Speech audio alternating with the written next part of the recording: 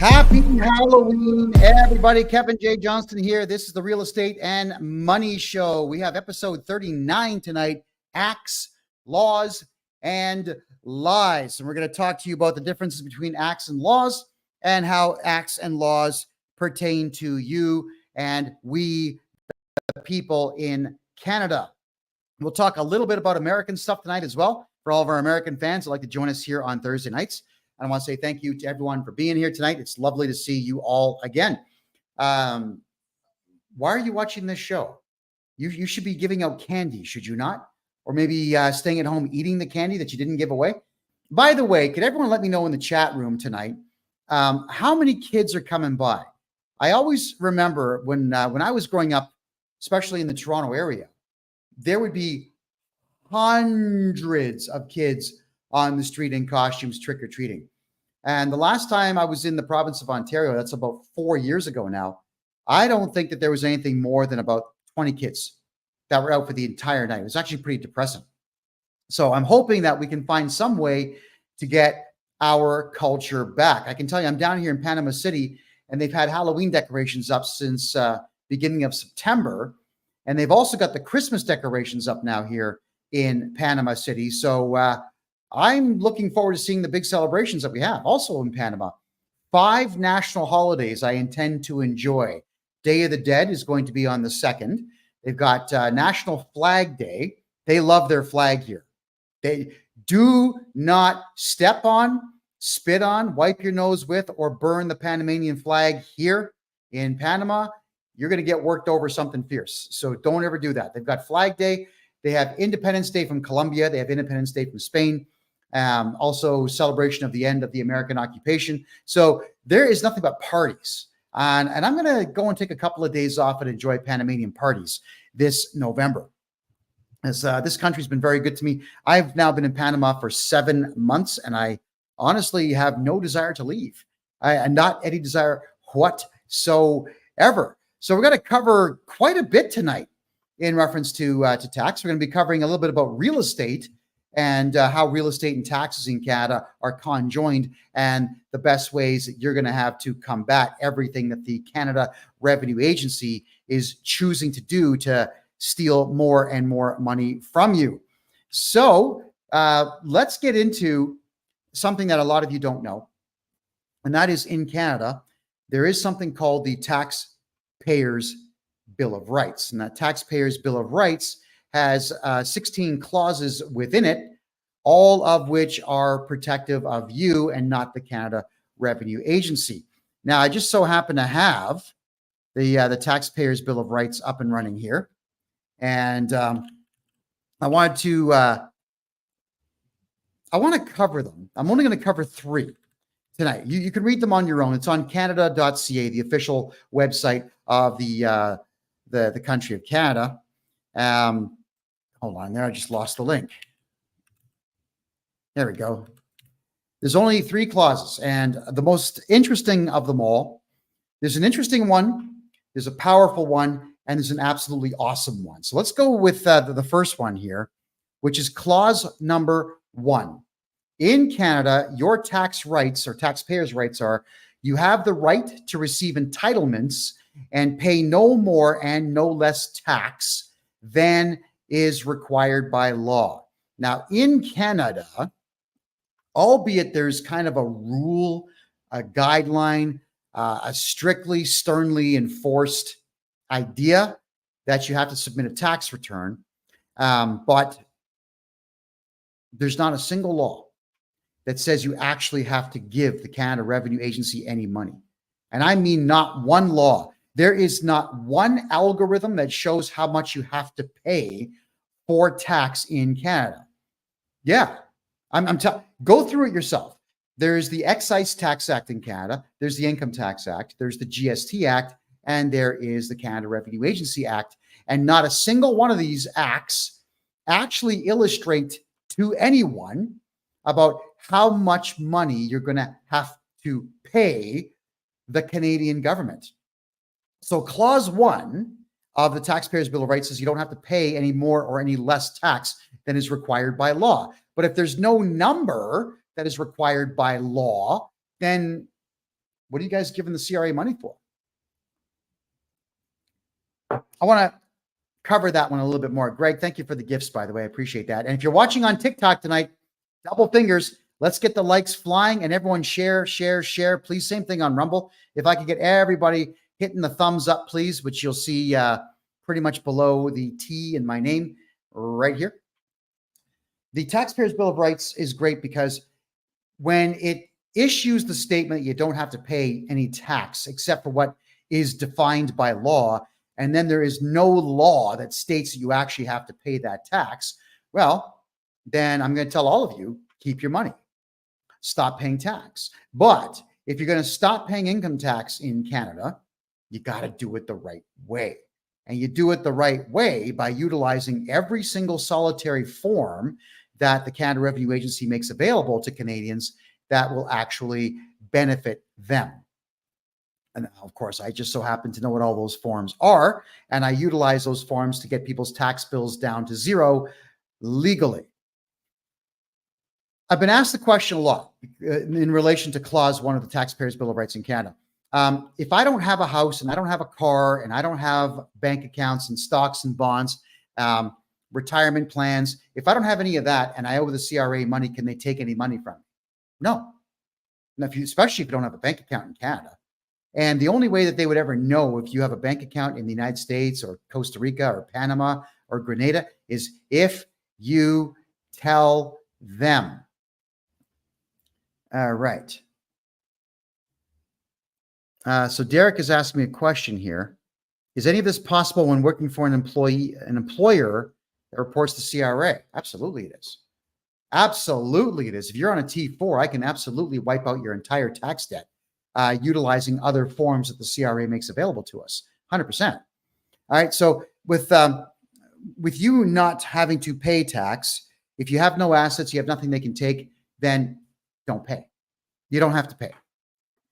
I've had numerous conversations with CRA representatives, and they're very upset with me, I might add, about the fact that I record my calls with them and, of course, put them up for the whole world to hear. And why would I not do that? Because all of you need to know that the CRA does not have any power whatsoever. So Clause 1 of the Taxpayers' Bill of Rights is going to protect you in that there's no law in Canada that says you have to give them money. They'll try to get it. If you've got a bank account in Canada, they'll try to get that. If you've got a house in Canada, they're not going to seize the house and sell it. They're going to put what's called a writ on the house, which is not even a lien. It's just a notification that you owe somebody some money. But if you file an appeal with the CRA, which of course I know how to do, and then we just go to a judge and say, listen, we've appealed this decision and we would like the writ lifted off the house, please. The judge will do it because the CRA did not ever use legal means to be able to put those writs on your property. Now, the next clause that I like is number 7. This one's fabulous. I love this one. Very powerful. You have the right, unless otherwise provided by law, not to pay income tax amounts in dispute before you've had an impartial review. So you have the right to not, I'm reading this verbatim.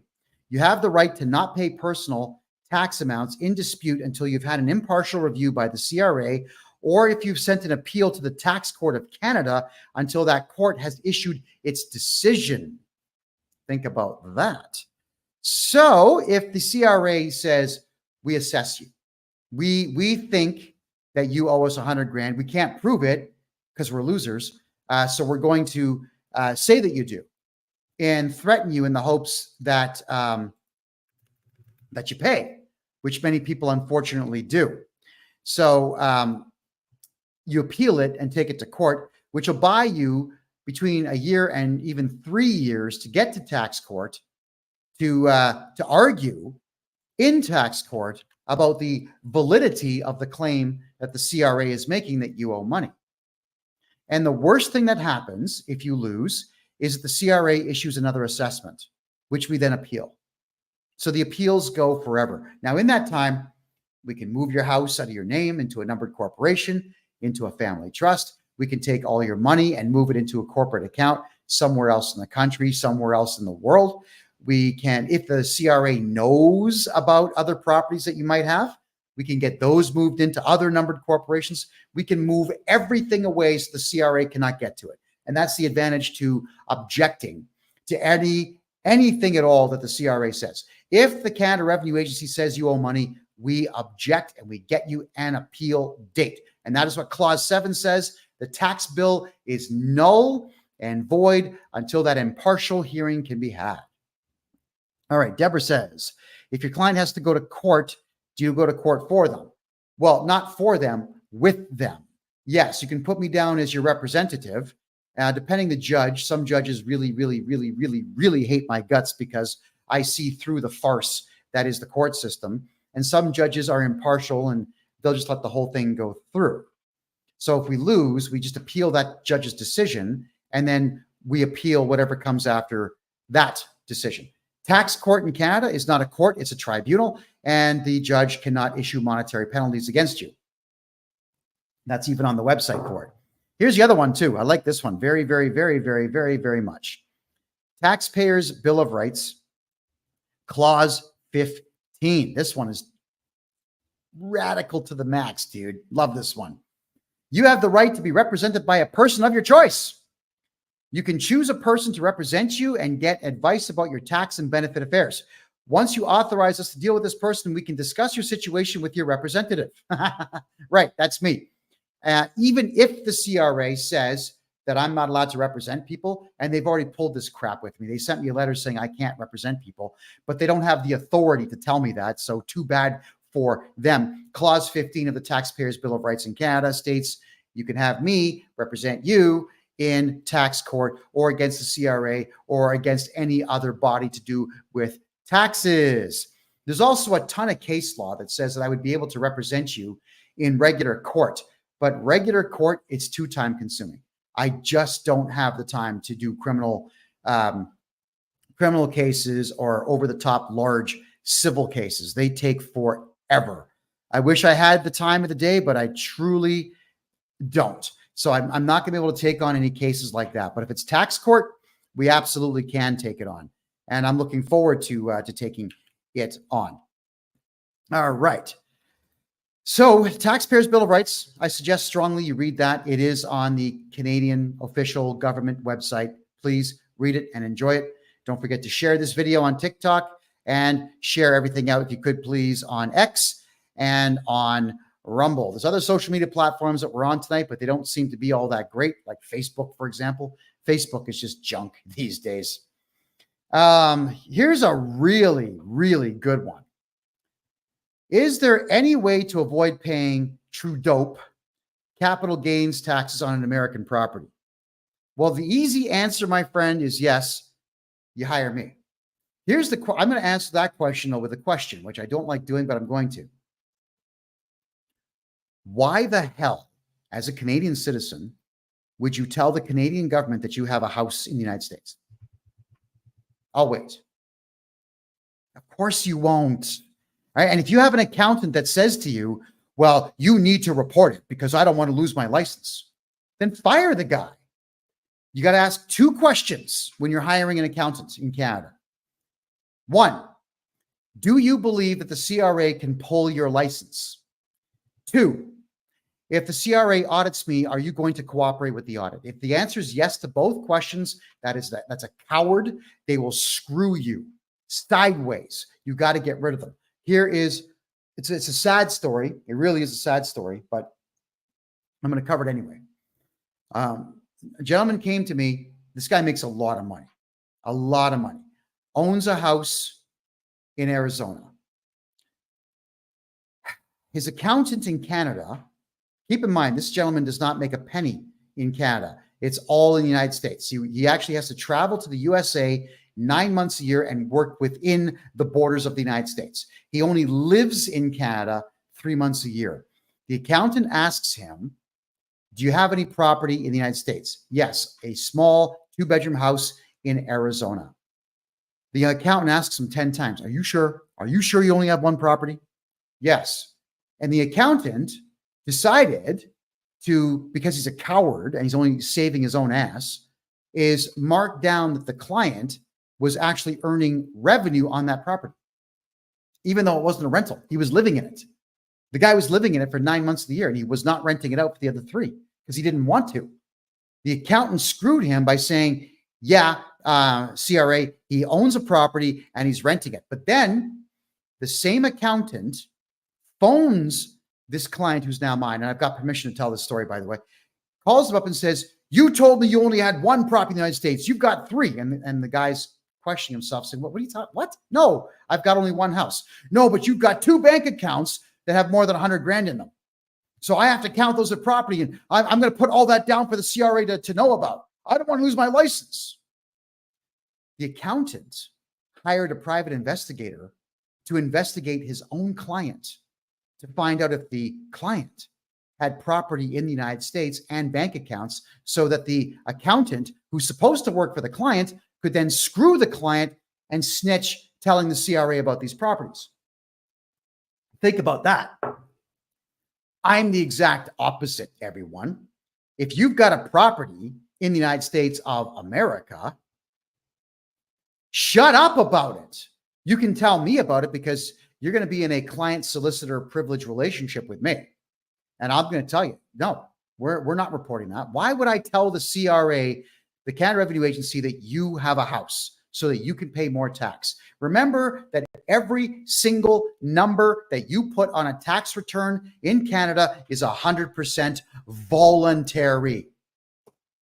I have just recently put nothing but names and signatures on more than 20 tax returns for clients, at which point I then called the Canada Revenue Agency saying, I have just sent in all of these tax returns. They have no numbers on them, just my authorized signature and my client's name. That's it. And you're not going to get anything until the end of the fiscal year before December 31st.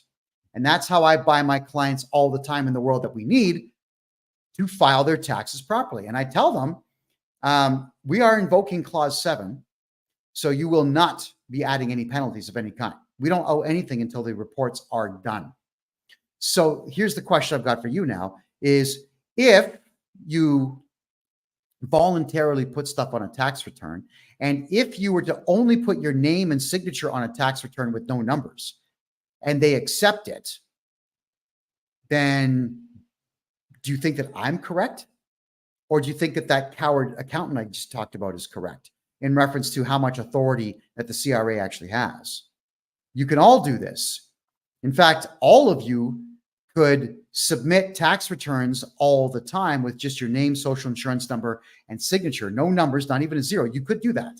It's legal. They'll accept it. They'll assess you, but that doesn't matter. An assessment is just a guess. And when they assess you, we appeal that. So 2-3 years down the road, we get a day in court, if you will, about their assessment. And they're going to have to prove to the court why they assessed you.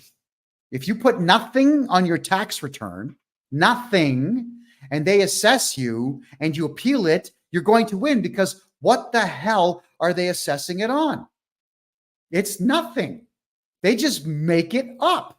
So I want all of you to stop fearing the Canada Revenue Agency and stop fearing all this paperwork. So if you are a Canadian citizen with property anywhere else in the world, shut up about the property. Say nothing about it. If you've got bank accounts in the United States, Grenada, Panama, wherever, be quiet. Don't even tell your family about it until, well, maybe write it down in your will for them so they know. But that's it. Stop talking about the things that you own. Capital gains also, I'll just reflect a bit more there, DRT boy, is that capital gains, there's no way for the Canada Revenue Agency to know that you've sold a property with a capital gain unless you tell them. That's it. It's none of their business. They say, well, you got to do it. Well, no, you don't. It's voluntary.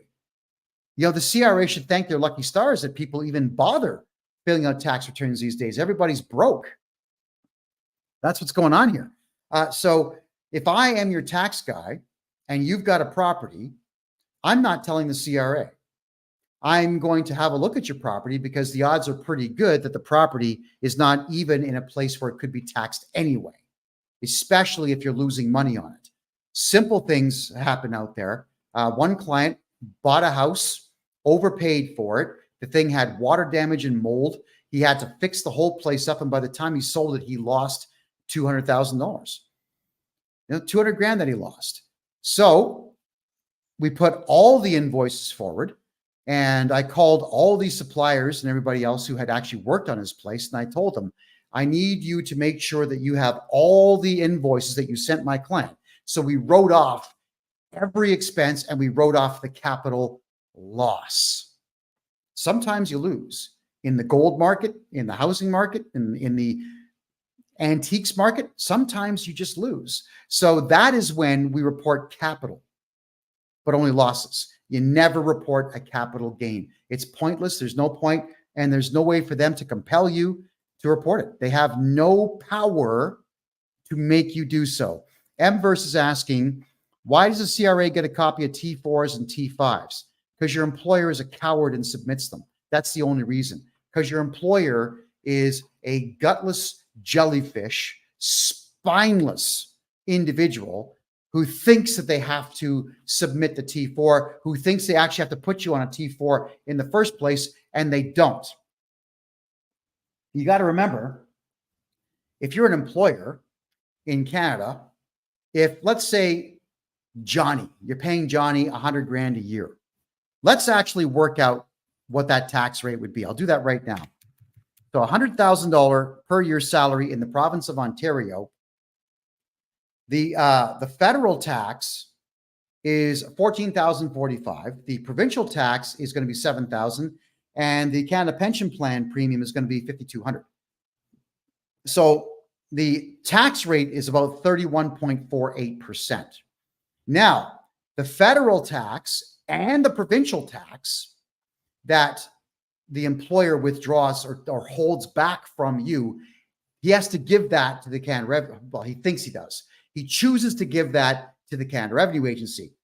But then he also has to match that number from his own account. So in reality, he's not just given the CRA $14,000 federal tax. He's given the CRA $28,000 because he's got to double it. So if you're an employer, why would you do that? Why would you put anybody on a T4 salary? Put everybody on contract, everyone, make them register a numbered corporation, get a GST or an HST and a PST number so that they invoice you every week for what you owe them. They put their HST and GST on it, and that is an expense. So it's the perfect expense. And you can see there, the employer is now saving, what's he saving? 30 grand a year. You can do a lot with $30,000 if you don't have to give that up.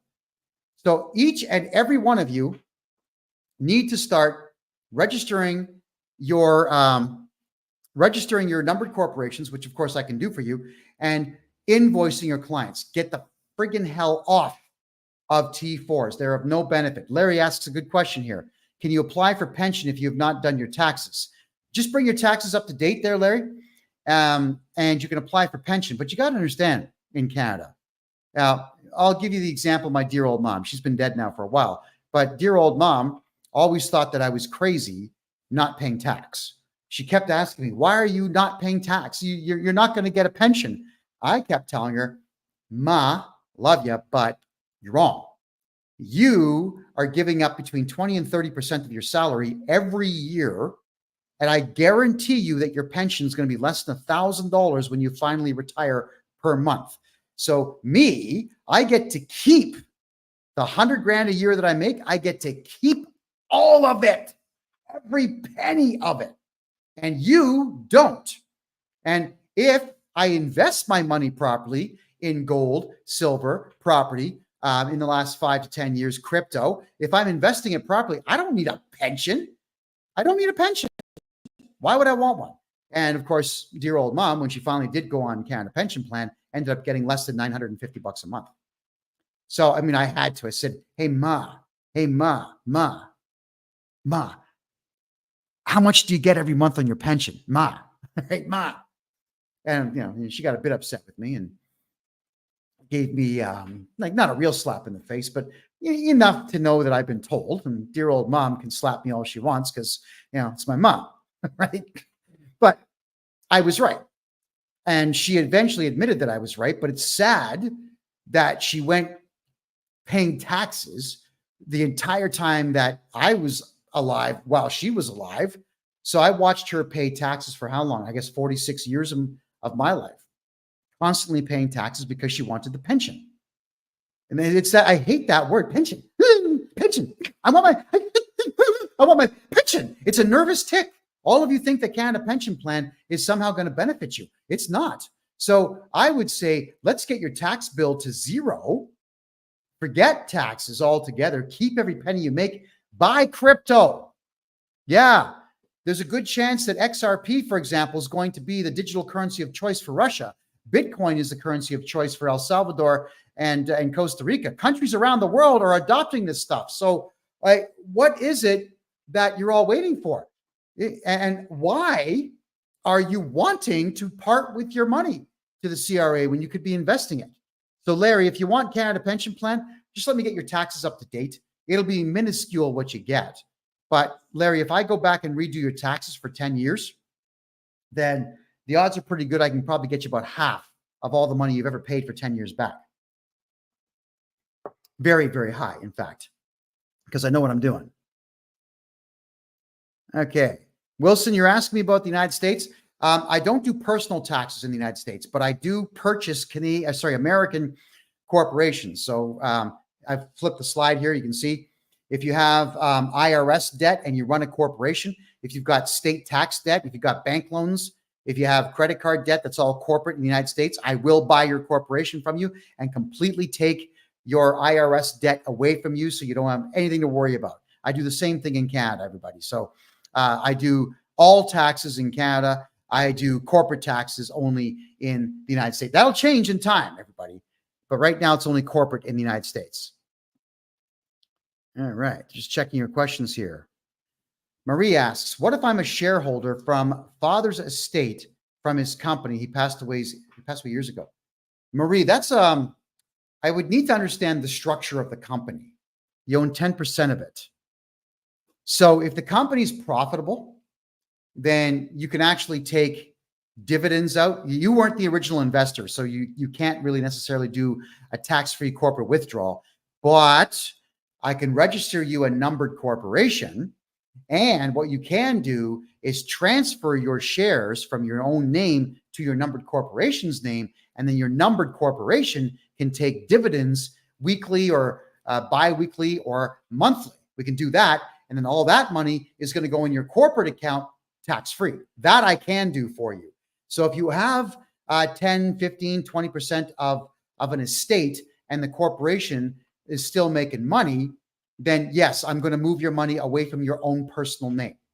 Yeah. Marie, definitely get a hold of me. Kent, could you put my website address in the chat room, please, so that she can see it there on TikTok? And Bob, can you do the same thing here on Kick, please? I appreciate that. Thank you.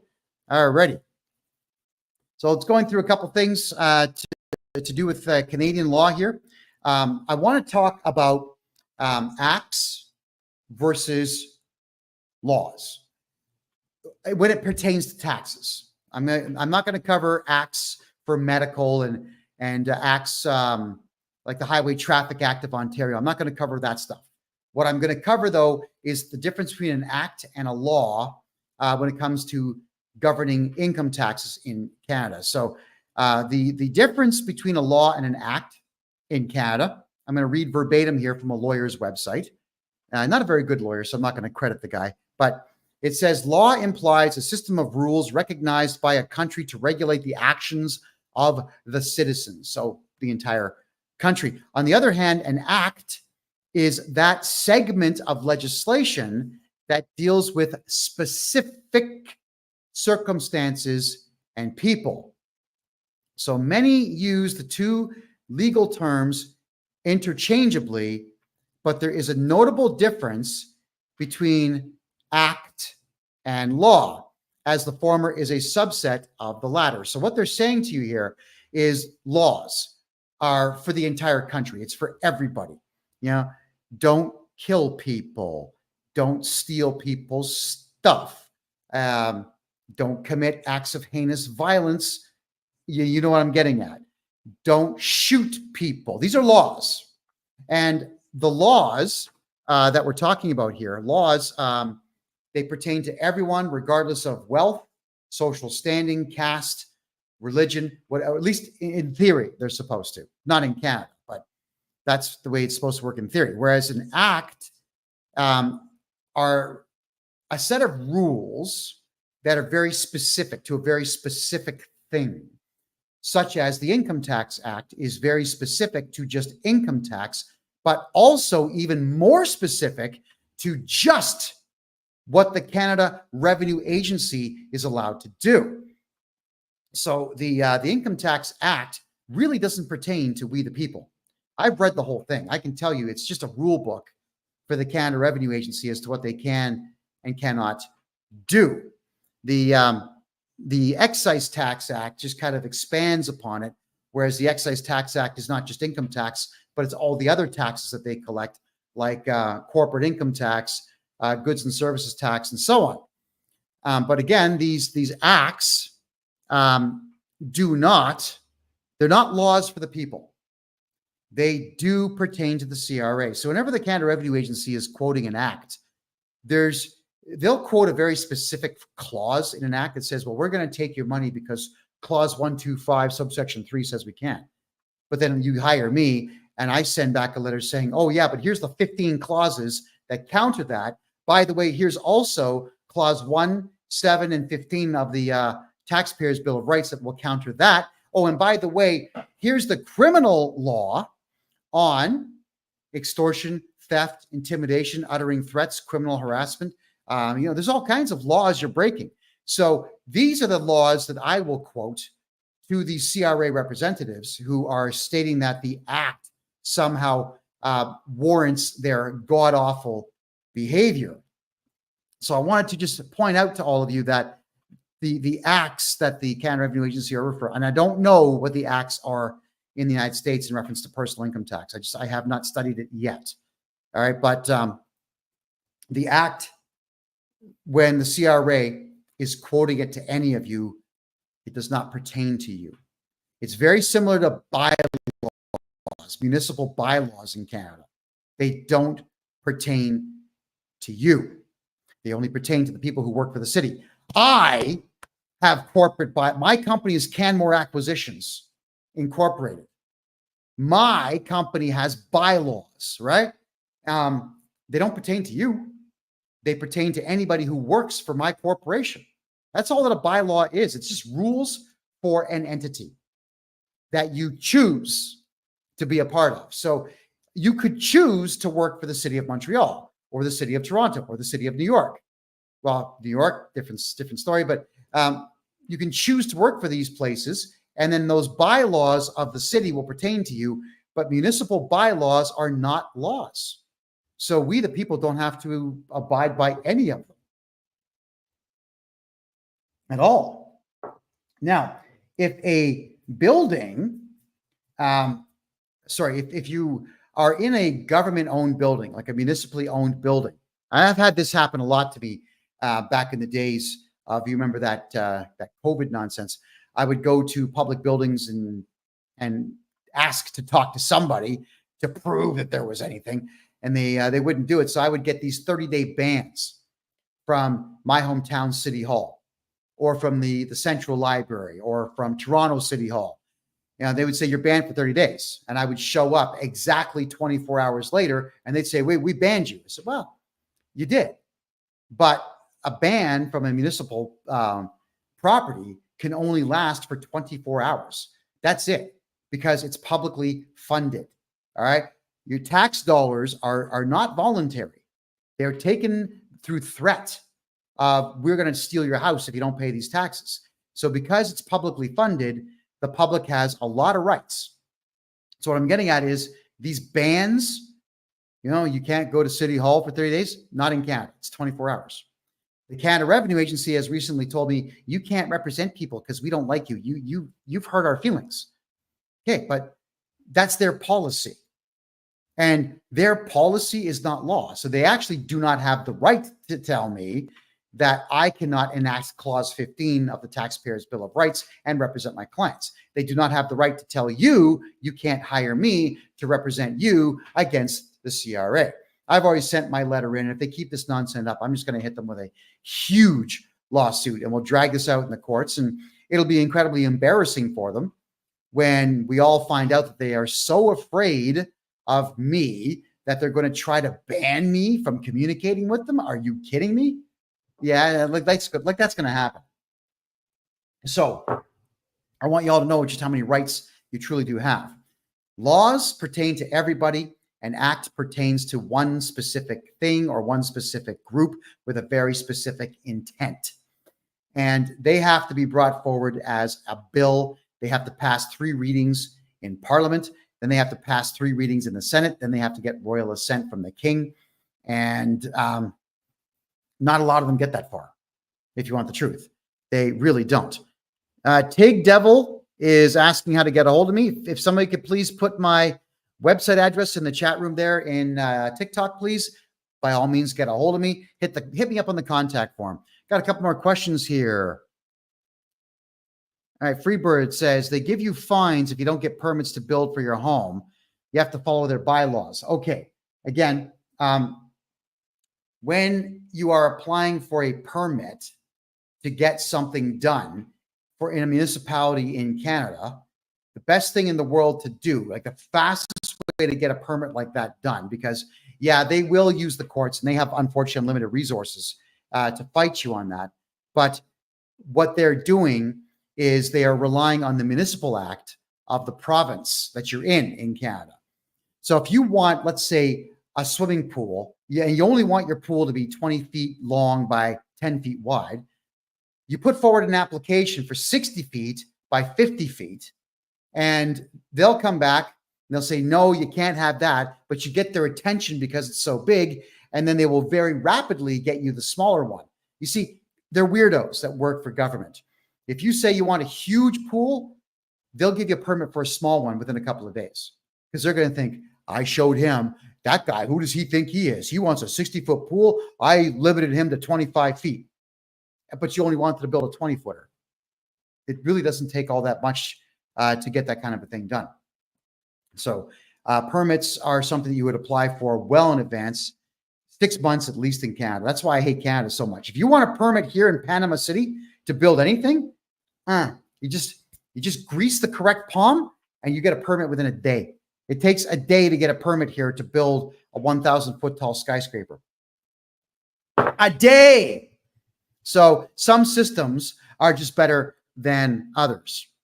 So Freebird, if you want to do something that requires a permit, always apply early and apply for something crazy big and let them knock it down for you a bit. And then when you eventually you'll end up getting what you want. I mean, I remember applying for a 12-foot high fence in my hometown of Mississauga, and they thought they just beat me down something fierce because they only approved 8 foot. But that's all I wanted was an 8-foot high fence, because the 4x4s I had ordered were 12 feet long. 4 feet was going to be underground and only 8 feet above the ground. And the plywood I was using for the fencing was 4 foot by 8 foot. So, I mean, they really showed me, didn't they? All right. Think about that. All right, Deborah. Thank you very much, Deborah, for putting my website address up. I appreciate that. DC says, I'm told the CRA has power to take my wages. They don't at all. Let me explain this one. And this is about Canadian cowardice. You can always count on Canadian businesses to do a couple of things. Number one, screw up customer service completely. Count on it. Number two, to be a complete gutless coward and cave into the demands of anyone who says they work for the government. The CRA, if they can't get you to do your taxes or pay your taxes, they will go to your employer and send your employer a requirement to pay letter. And your employer's on the letter, it'll say that if you don't pay us before paying your staff member, we may audit you. Well, so friggin' what if they do? So your employer is a coward and says, I don't want the trouble. Oh my God. So I'm going to steal money from my staff and give it to the CRA because they sent me an unlawful letter. That requirement to pay is not lawful. It's not a court order. It's not a legal command. So your employer could send a letter back saying, go straight to hell and go get a court order from a judge sitting in court wearing a gown. Your employer could say that. So if your employer is to do this to you, sue the employer and charge your employer criminally with theft. I'm serious. Just go right ahead and do it. Also contact me and I'll redo your taxes properly so that the garnishment order will go away. But your employer is a coward. So it's the employer that chooses to give that money to the CRA. If the CRA was to audit your employer just has to contact me and I'll get rid of the auditor. You don't have to cooperate with audits in Canada. They're a joke. Auditors have no power. They're just losers, all of them. So I get rid of auditors. That's what I do.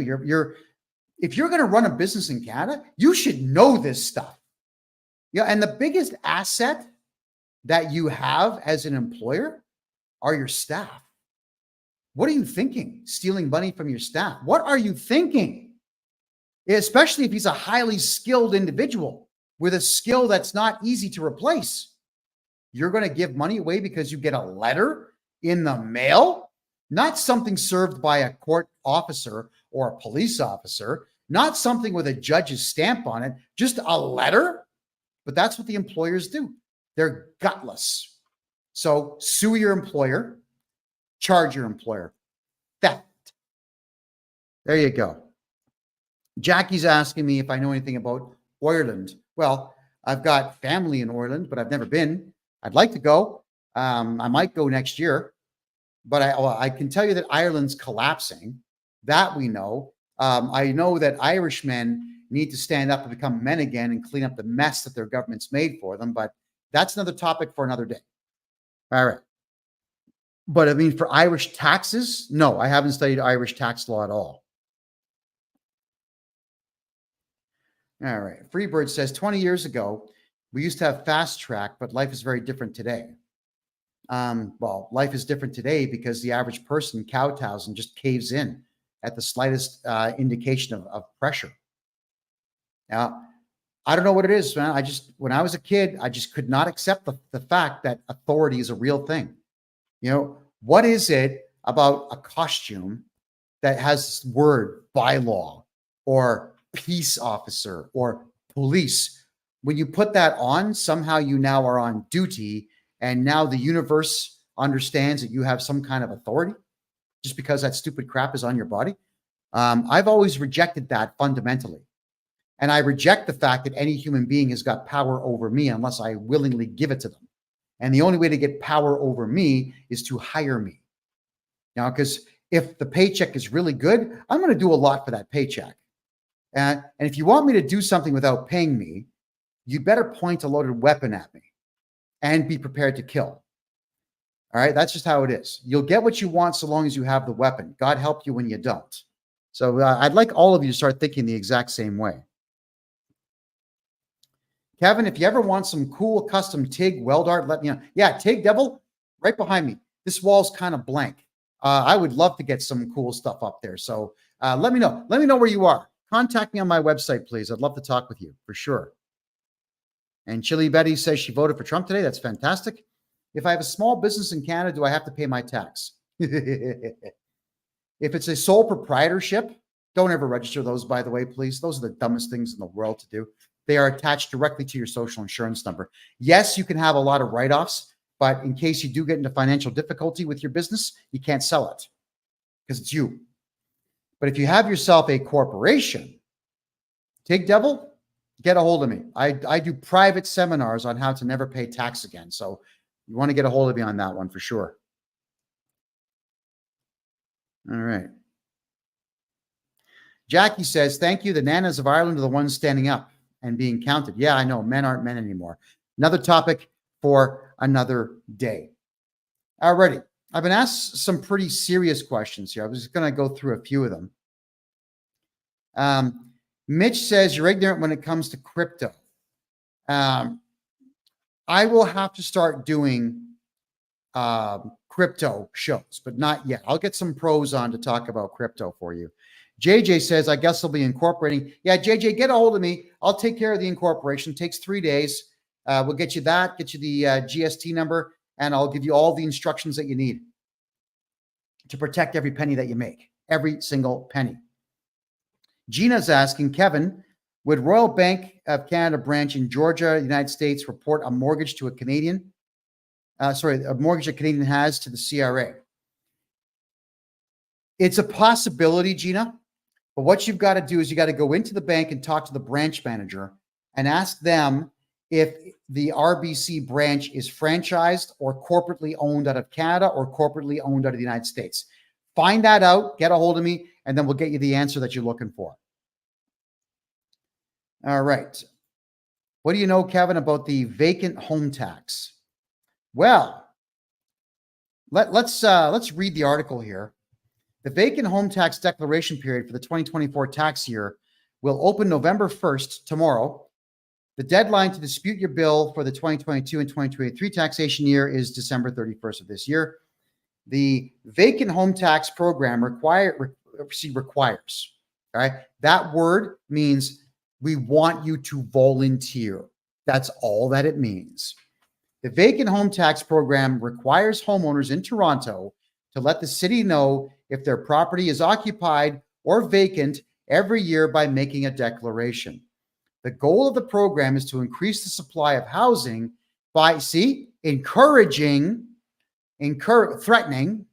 homeowners to make their vacant residential property available for rent or sale. So if you tell them, I own 2 houses, and I don't live in one, and nobody lives in one, I'm using it to store my collector antique guitars, they're going to say, nope, you got to rent it out. So why would you tell them that? It's just the city of Toronto. You don't tell city staff what you have. Are you kidding me? Owners who choose to keep their properties vacant are subject to a tax, with the revenue being allocated to the affordable housing initiatives. That's if you blab. But here's the other thing. That's also if you decide to put multiple homes in your own personal name, which is really stupid, by the way. Why would you do that? Nothing should be in your name.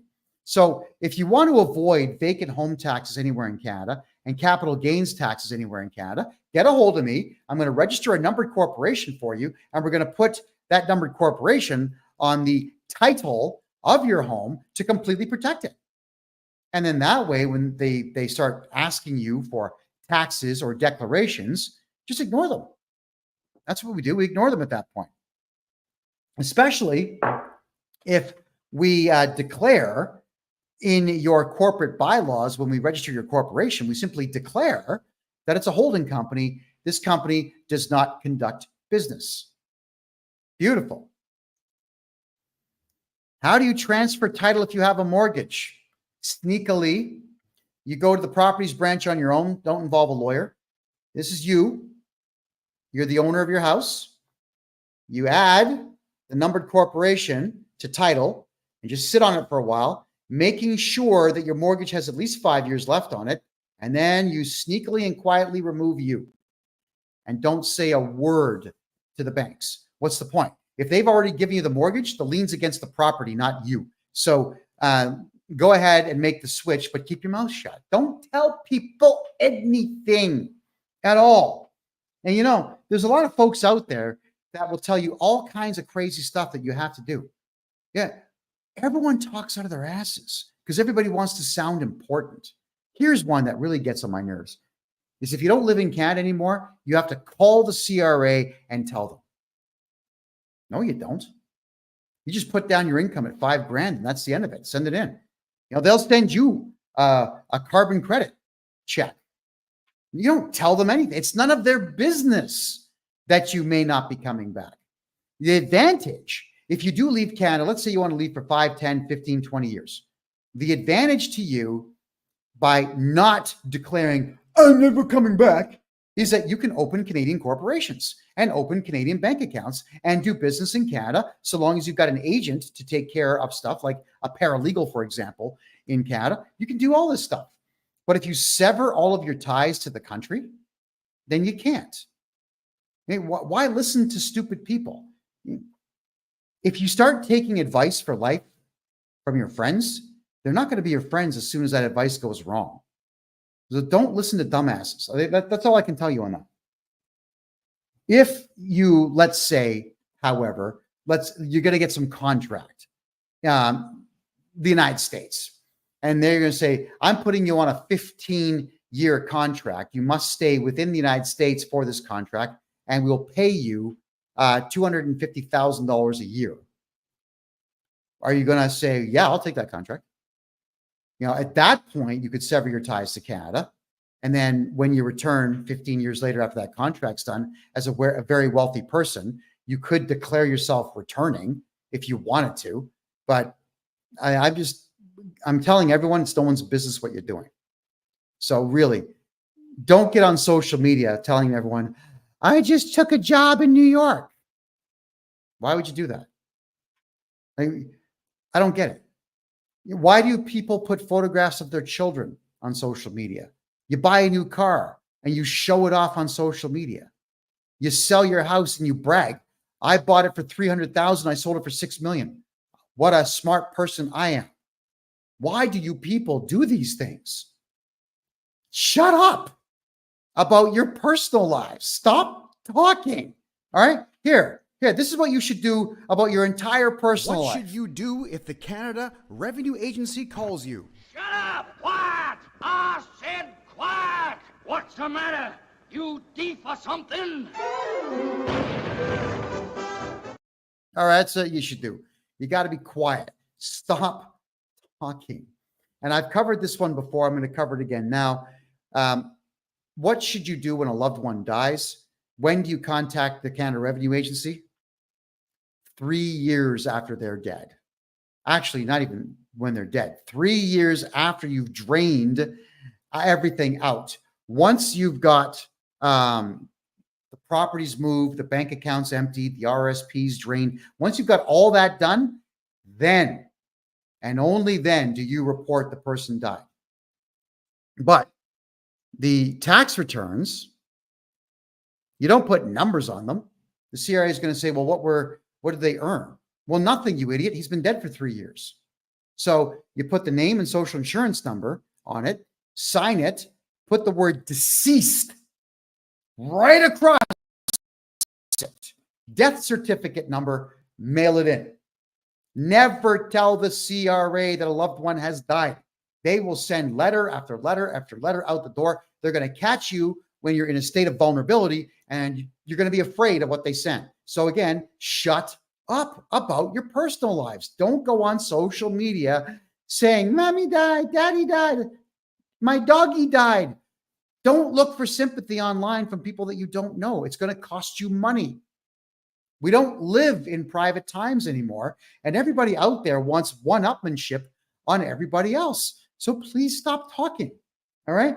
Getting back to what I was saying earlier in the show about laws versus acts, everything to do with inheritance, everything to do with estates, everything to do with your personal tax, your corporate tax, your corporate income tax, your payroll tax, GST, they're not laws. None of them are laws. They are all acts. So the Canada Revenue Agency is lying to you, just like tonight's show was called Acts, Laws, and Lies. They are lying to you about the fact that you've got to do what these acts say. You truly do not have to do any of these things. You don't have to pay tax in Canada. You just got to report the stuff. Just get them off your back and give them the minimal amount. If you're worried about how to do a tax return to get rid of them, contact me. I'll take care of all your personal taxes. Here's a funny one for you. Did you know that you can submit 10 tax returns for yourself a day, every day, 365 days a year? Yeah. You can submit 3,650 tax returns if you wanted to. And the CRA would have to look at them all. You could send one in for $1 and then say, oh, what was I thinking? $1 trillion. Oh, what was I thinking? 100,000. Oh, 250. You could do this every single solitary day in Canada, and the CRA would have to scrutinize every single one. Could you imagine if 1 million Canadians started putting in 10 tax returns a day with different amounts? All right. Because when you sign the bottom, you would actually put a note on it. You could use masking tape or just white out or whatever else, and then write on it saying, may not be accurate, sign it, throw it in. And if they had to look at 3.5 to 4 million tax returns a month that were just bogus, they wouldn't have time to scrutinize anything or anyone. Now, somebody asked me what I was talking about 2 weeks ago when I said that there's a civil war taking place inside the Canada Revenue Agency right now. All right, we're going to talk about that. Some people may not like what I'm going to say here, but yeah, it's my show. And I've always chosen just to tell the truth on my own show because it's more fun than trying to make stuff up. All right. The Canada Revenue Agency officially has more people working for it than the Canadian military does. They had hired 30,000 diversity hires, people with intelligence quotients way low, like under 80, really, really, really dumb people from really, really horrible countries that work for the CRA, and they don't get along. You know, if I've got my numbers right, Nigeria, for example, has got 154 different tribes living within the country, and they hate each other. All right. Ethiopians hate Eritreans, but Ethiopians, they're split into two groups, the Tigrays and the Amharas. And the Tigrays have been killing the Amharas for the last 50 years. So they hate each other. And they put Amharas and Tigrays in the same office together because they don't know any better. And people in Canada, they're stupid, right? They have no clue what the dichotomy of Nigeria is. So they'll say, oh, you're from Nigeria, and you're from Nigeria, and you're from Nigeria. Okay, we're going to put all of you in the same room at the same desk. But those of you who know what's going on in Nigeria, there's a province called Biafra that wants to separate from Nigeria. Biafrans hate everybody else in Nigeria. Boko Haram runs the entire north end of Nigeria, sorry, and they can't stand the Christians, right? So the Christians and the Muslims are at each other's throats. Then there's the smaller sect on the west side of the country that can't stand either party. So you've got these massive battles going on in Nigeria. Then you've got all these Nigerians that you've hired who absolutely hate each other, want to kill each other, and you're putting them all in the same office together and then saying, do your job and call Canadians who are born in Canada and steal their money. So they're all fighting with each other all the time. The Canada Revenue Agency is having a really difficult time with this, by the way. And what they are doing now is putting most of these people into home offices and then giving them toll-free numbers and cell phone numbers so they can work from home. Now, what happens here is when any of these particular individuals work from home and they pester one of my clients, they have no choice but to give their home office phone number to my client. I will make the phone call on behalf of my client, and if the person's polite, I don't publish their office phone number. If they're rude or they get on my nerves, then I do publish it, and I ask all of you to call them politely and just ask questions about their role and ask questions about their knowledge base to do with taxes and the law. And the Canada Revenue Agency doesn't like it when I publish people's phone numbers because the CRA is spending a lot of money getting more and more toll-free numbers to put into people's homes so the Nigerians don't kill each other in the office, so that the Eritreans don't kill the Ethiopians, so the Sudanese don't kill the Egyptians in the office. It is insane what's going on. And it's worse if it's Pakistanis versus Indians. Yeah, Indians. They're at each other's throats. If it's an Iraqi and a Saudi Arabian in the same office, they're at each other's throats. There's a lot of people in Canada that don't seem to understand how much strife there is all over the world. And this internal civil war that's going on right now in the Canada Revenue Agency is very good for all of us, because now we can do our taxes our way and get all of our money back from these maniacs before the entire CRA is broke. And by the way, the CRA is broke. I know this because whenever we do get our clients really big tax returns, like, $100,000, $200,000, $300,000 worth, when I get these large returns, it takes the CRA 3 or 4 months to pay them, because what they've got to do is collect more money, bring it in to pay all the refunds out. So it's a Ponzi scheme. It's a pyramid. That's what it is. They don't have the money in the bank anymore. Like they're surviving seemingly month to month now. They got to rob Peter to pay Paul, and they got to rob both Paul and Peter to pay Steve. And then they lie to Steve and try to get all that money back. It's crazy. All right. Oh, Marie asks a very good question here. Now you've heard it all. Why does the Canada Revenue Agency hire these people to work for them? Very simple reason. Their policy, not law, but their policy at the Canada Revenue Agency is to send you a letter, make 3 phone calls, send you a letter. If they're unable to reach you or get you to cooperate with them, that's when they send garnishment notices out to your boss or to your bank. Now, what happens when you're born in Canada and you speak perfect English and someone calls you on the phone and you don't understand a word they're saying, but they're acting rude and belligerent? What do? You hang up the phone because you're aggravated. These people are aggravating, so I get it. But if you hang up on them, it counts as one of those 3 phone calls that they have to make. So they are deliberately getting these non-English speaking maniacs to make phone calls to all of you to get through those 3 phone calls as per their policy without you cooperating because you don't understand them. Specifically and only to garnish your wages. It's a very sick system. The corporation's got to be taken down. I can't stand them, and I'm doing my part to bankrupt them. All right, let me have a quick look here.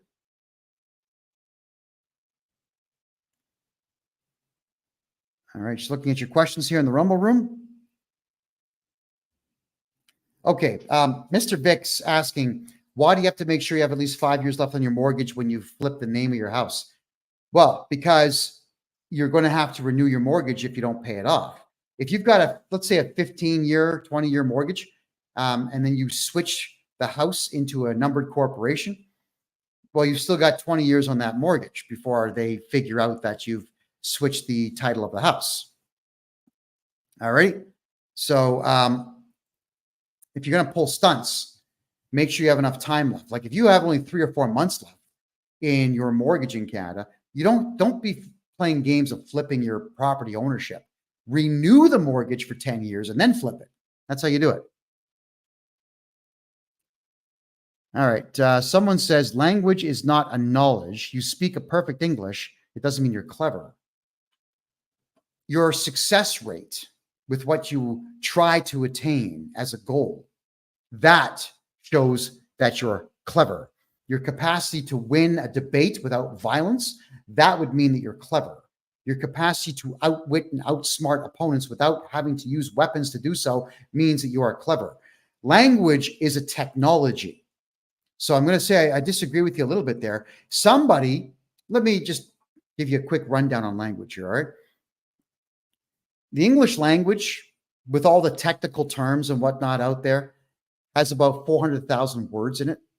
And the average man, by the time he's 40, and I mean the average man, only knows about 40,000 words. But the hyper-successful businessman knows between 80 and 100,000 words. The definitions of them, not necessarily etymology, but definitely the definitions. So when you factor in the average guy who knows 40,000 words and then compare him to the other guy whose vocabulary is double, and because every word in English pertains to a person, place, thing, historical event, or otherwise, then that's 40,000 more things that hyper-successful businessman knows. He's hyper-successful because his vocabulary is huge.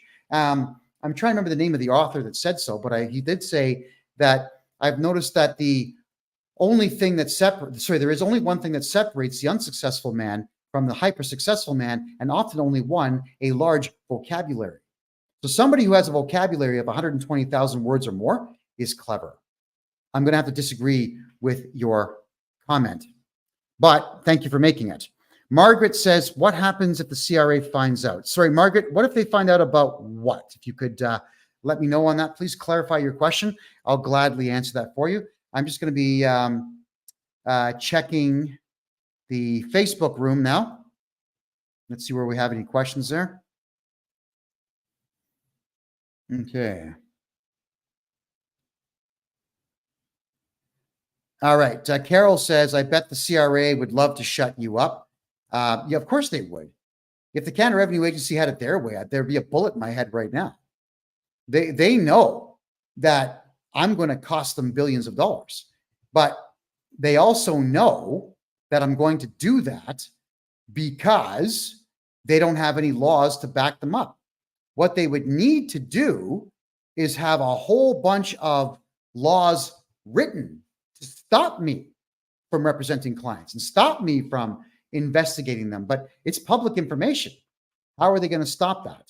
No, it's not going to happen. They're not going to stop me. If the CRA was smart, if the Canada Revenue Agency said, this Johnston guy, this guy here, he's got a big mouth. He's never going to shut up. And they would be right to say that, by the way, on both counts.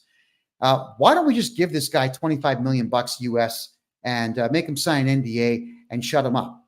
I could probably be persuaded to shut up for $25 million. Then I would switch careers. I don't know, maybe do something nutty like, I know what I would do. I'd buy one of those planes that does zero-G dives. That would be a good time. Parabolic. Was it a parabolic or hyperbolic arch? No, parabolic. Parabolic arch flying where you're weightless for up to a minute and a half. Yeah, probably do something like that. I don't know, tourism. I'd switch careers at that point. So let's see if the Canada Revenue Agency is smart. You guys are going to try to get rid of me with the courts. It's not going to work. You'll threaten me. It's not going to work. You got nothing to threaten me with. So why don't you make me an offer I can't refuse? It's incredible. The Canadian government, they've tried everything to get me to shut up. Everything except bribery. Isn't that funny? They never tried the one thing that every other government in the world will do. The Canadian government hasn't tried that. Losers. Not very smart. All righty. I'm just going to go back now to some of your questions here. Would I sell out, Kevin? I would say when I got a bit older, if I started having health problems, let's hope I don't, but let's say I was 70 years old and I had crippling arthritis and I couldn't move my hands or my wrists and I had cataracts and whatnot, I'd sell out at that point so I could get some surgery to get myself all patched up and alleviate myself of all of the stress. But, by the time I'm 70, that's like almost 20 years, 17 years where I can teach other Canadians to take up this mantle. So I could do a lot of damage by the time I would be at sellout age. At 70, though, I think we should all sell out at 70, don't you? Hey, life is really short. And at 70 years of age, I would have to pay attention greatly to the fact that there would only be about 15 years to go. And right now, I think the only person that's doing their 70s properly is Sylvester Stallone. I don't know if you guys seen that show he does, Tulsa King. The guy looks fantastic. He looks like he's enjoying life more in his 70s than he's ever done before. So I guess I'm just going to say that if I stay healthy and never get any major ailments or whatnot, and I'm enjoying myself still, no, I'm not going to sell out. So long as I'm enjoying what I'm doing, no. Egregious health issues? Yes. All right, moving on. All righty. So someone was asking me about tax reform in Canada. And they were asking me if I could break down upcoming tax law changes and how it's going to affect everything. All right. Well, capital gains is the big one, where Trudeau wants to increase the amount of capital gain that we are all paying on our homes and our corporate properties and gold and silver and whatever else. But as we've said before, if you come to me to get your taxes done, there isn't going to be any capital gain, because it's not my job to scrutinize your life and say, hey, dude, come on. Right? If you got a second house, you got to tell me so that I can tell the CRA you got a second house and screw you. That ain't my job. My job is to get your taxes done to the greatest benefit of you, not the CRA. I'm not here to raise funds for the CRA. I'm here to save you money. I'm here to protect you from the CRA, because they are animals and criminals, maniacs. I can't stand them. So I'm not going to be screwing you over. I'm not going to hire private investigators to investigate my clients to see what you have. I don't have a license for them to pull, by the way. And that's the other part that drives everybody in the government crazy, is I don't have a license for you to pull from me. So too bad. And clause 15 of the Taxpayers' Bill of Rights says that anyone can represent you. Here I am. All right, there we go. Rocket says, so I have a normal paid by the hour job. Could you stop them from taking taxes off my check? Yes, Rocket. There's ways. It's not just going to be where I sign a magical piece of paper and it disappears. It's an effort. There are steps that I have to take, but get a hold of me and we certainly can talk about that. The Chosen One says, I wish you were in the UK. I don't know, man. I'm seeing what's going on in the United Kingdom. I don't think anyone should be there if you want the truth. Every billionaire who lived in the United Kingdom has now left because the UK is that screwed.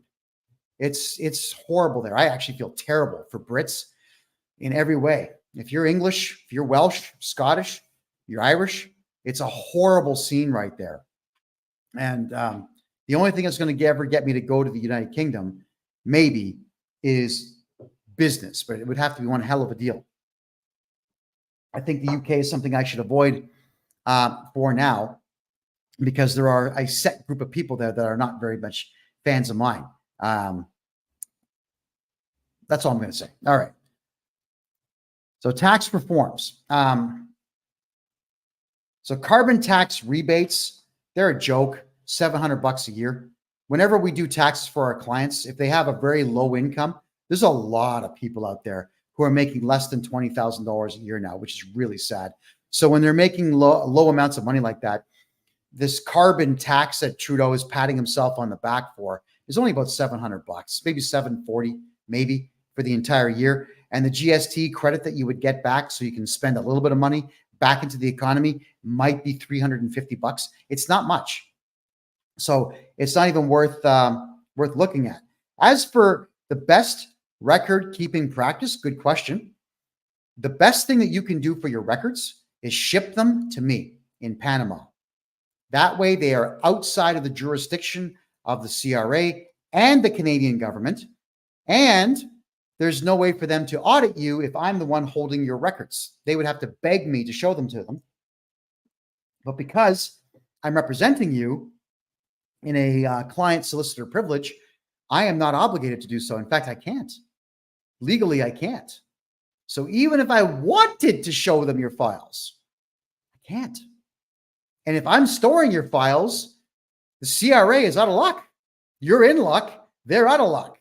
So that is another surefire way for all of you to keep your, in Canada anyway. United States, I don't know if I can do this for you. But in Canada, I can absolutely store all your files here in Panama and keep them away from the CRA. And the CRA gets only what we choose to show them. Margaret's asking if I'm a lawyer. No, but I'm better than most lawyers. I love knowing the law in Canada because the law is extremely one-sided. It's very much against the people, not for the people. And so I help as many Canadians as I possibly can by knowing the law. K-Rob is asking me this question here. Are you still enjoying your life very much in Panama? Of course I am. The country's incredible. I absolutely love Panama. Panama City is awesome, man. There's a mall here that's 1.1 kilometers long. So when we get sometimes awful rainstorms come in, no problem. I take a $3 Uber ride to the mall. I put on my my foot counter and I'll do my 20,000 steps inside the mall. And then I will go to the gym inside the mall. And then I will go to a steakhouse and have a $7 steak. That's about 12 ounces, along with yuca fries, which taste better than potato. Yeah. Oh, and sometimes what they'll do is they'll fry plantain. Oh, man, when you have hot sauce on plantain, oh, it's so good. I know. So I know I'm having the time of my life here. And thank you very much, K-Rob, for asking me about that. Margaret, I mentioned client-solicitor relationship. Yeah, well, I would be your solicitor from the standpoint only that I'm representing you. All right, so I'm not a lawyer, but I can still have that privilege with you. Because if you choose me to represent you, and I do, I can never be called to testify against you. And I simply cannot give up any of your information to any branch of government. I cannot take the stand against you. So it's better to hire me than a lawyer. And I don't charge lawyers rates either.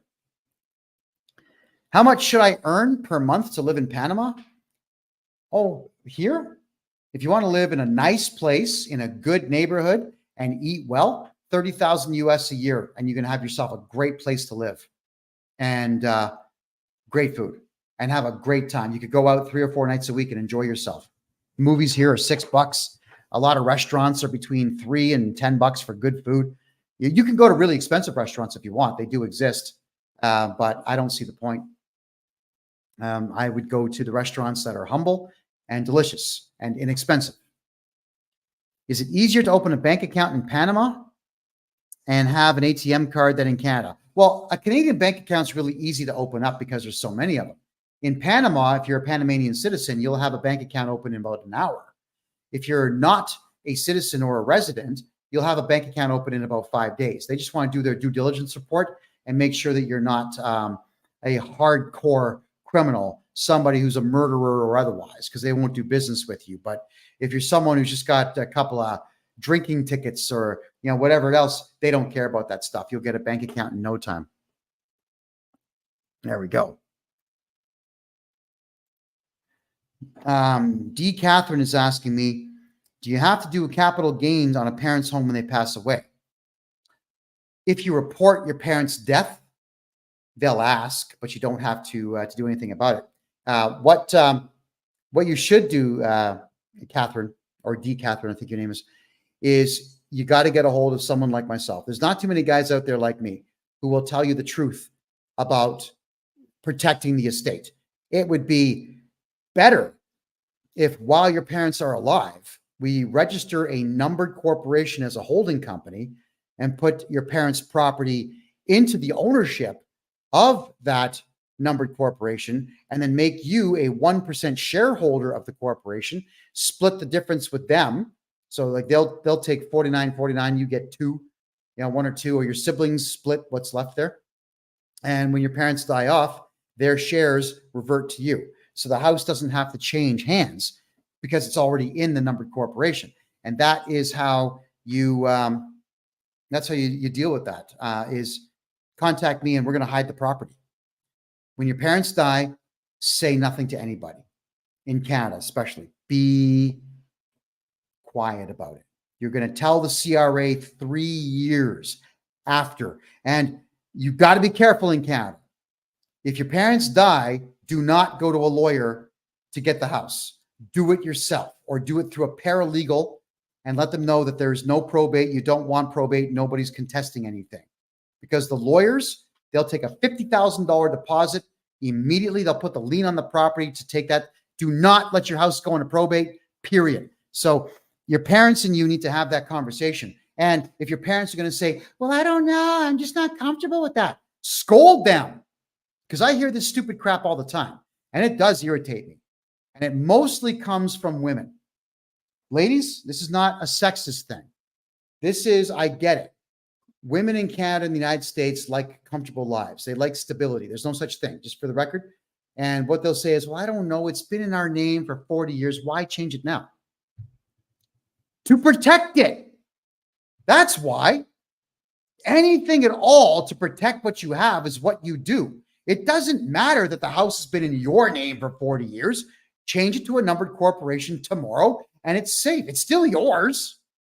Just change the ownership record to something that you control. And I get this all the time. There's a lot of wives out there, married couples contact me all the time to protect their assets, but it's the wife that stops it because it's fear. Well, I don't know. I just don't think. Like, it doesn't matter that you don't think it's a good idea.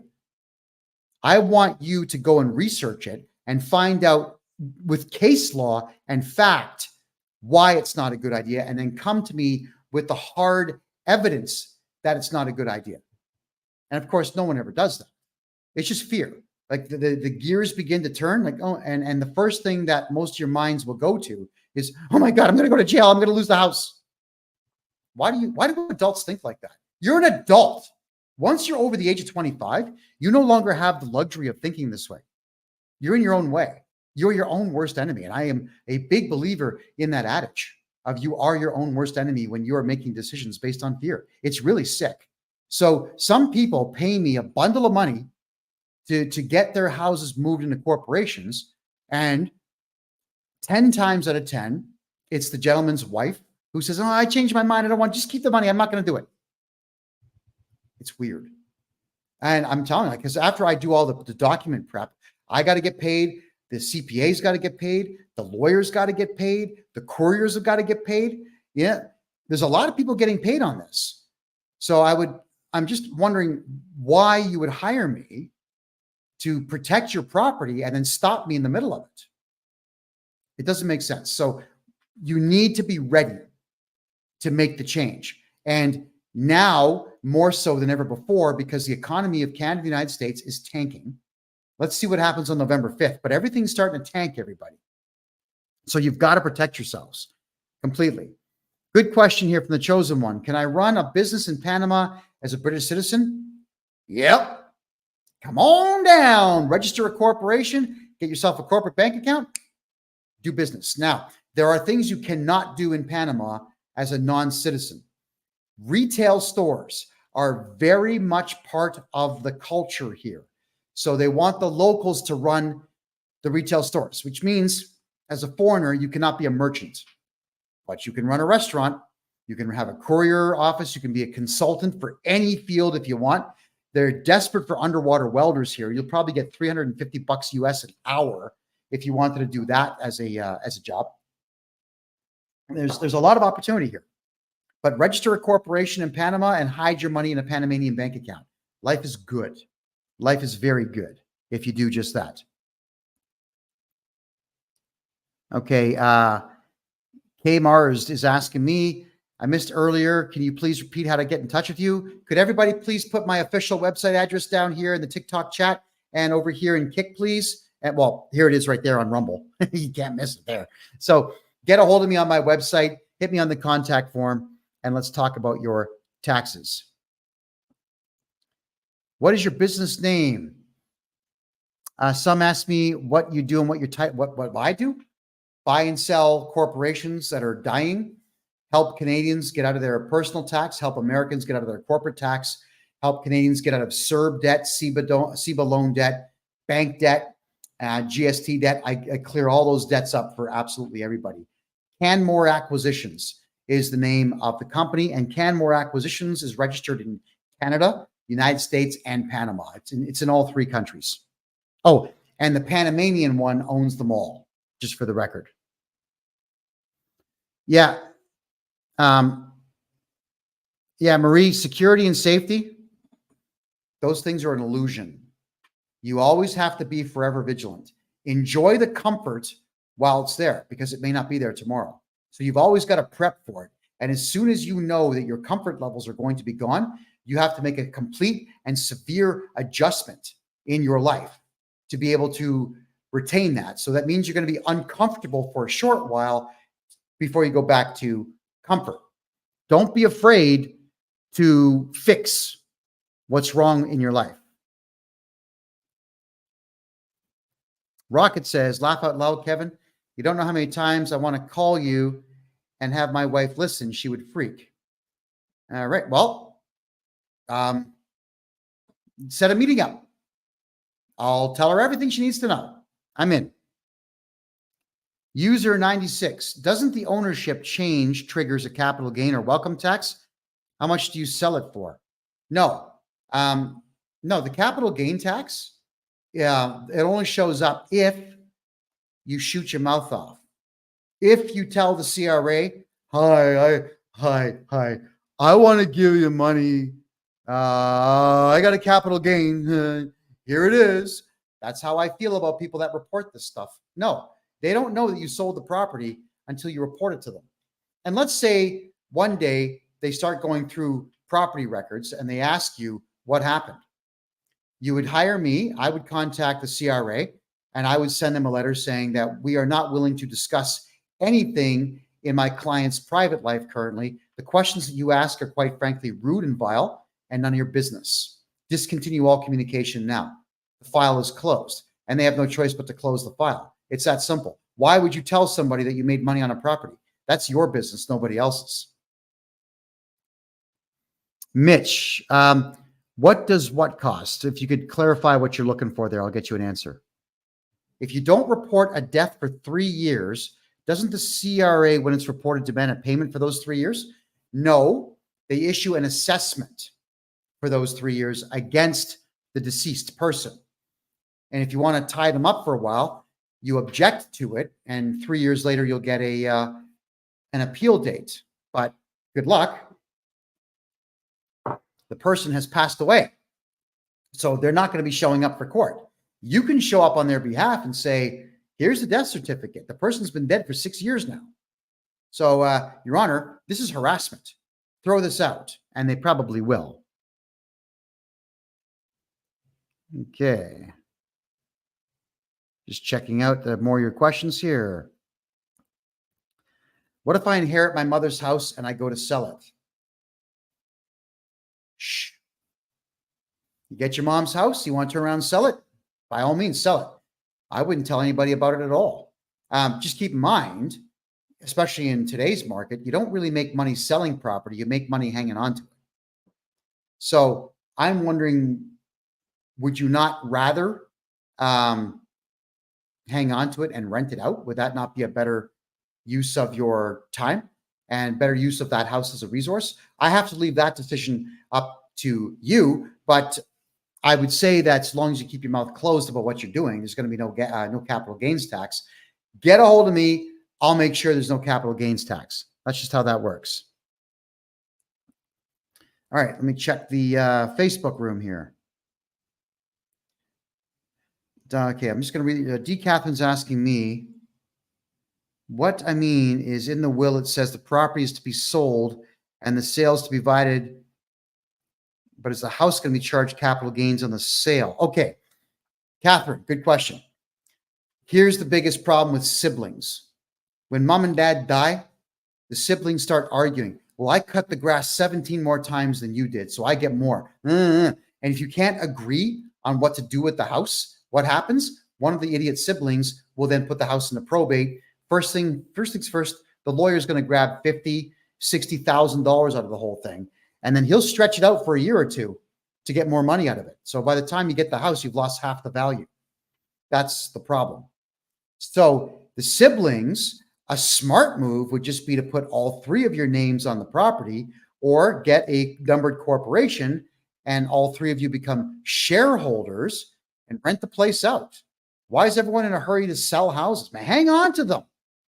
A house can bring you revenue for the rest of the existence of your family line. Yeah, think about the Rothschilds. They probably own the better part of 1 million homes out there. All of them are making money. You know, being a landlord makes money.